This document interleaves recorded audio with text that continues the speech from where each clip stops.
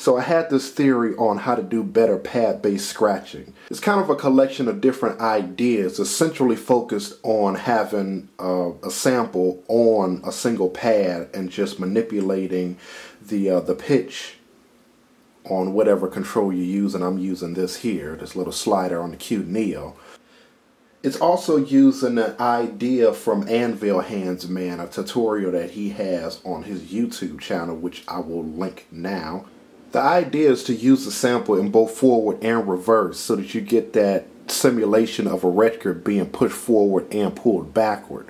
So when a record gets pushed forward and backward, you push it for however long that you go, and from that point you stop and you pull it back from the point that you just left off at. You don't go forward halfway and then start all the way at the end of the sample and pull back, which is what you would normally get if you were to put a sample forward on one pad and reverse on another pad. So what I've done is I have a group on this one pad, and it consists of two samplers. If you're using simpler, you'll have to have a forward of your sample and a reverse of your sample, and that's fine.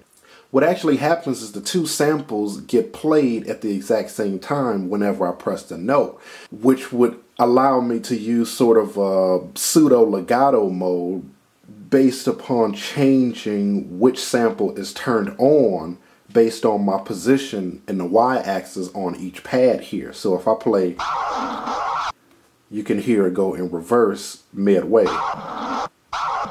Same thing if I go the other way.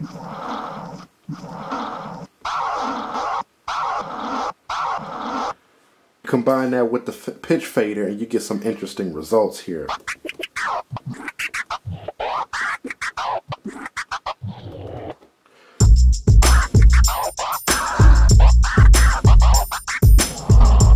So coming into Ableton Live, you can see that I have a instrument rack here on pad 8, which has two samplers in them.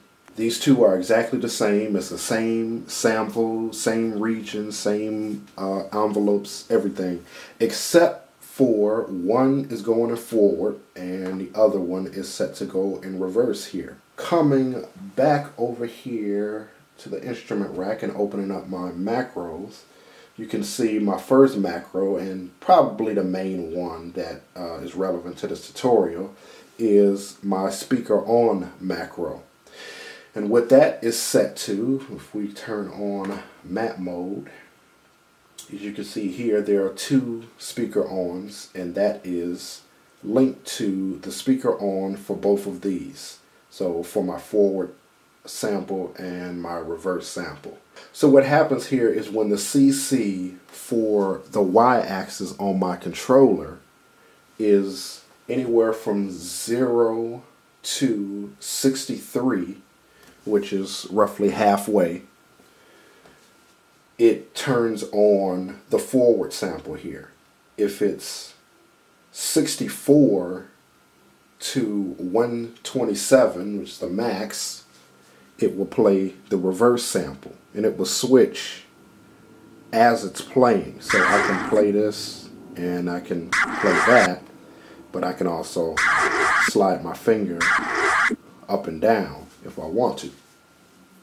And the other one is just to change the pitch. This is just transpose, and that is just simply set to my fader over here on the QuNeo. And that's pretty much it. Pretty simple, but I think it gives you a little more realism when it comes to manipulating your samples to simulate scratches here.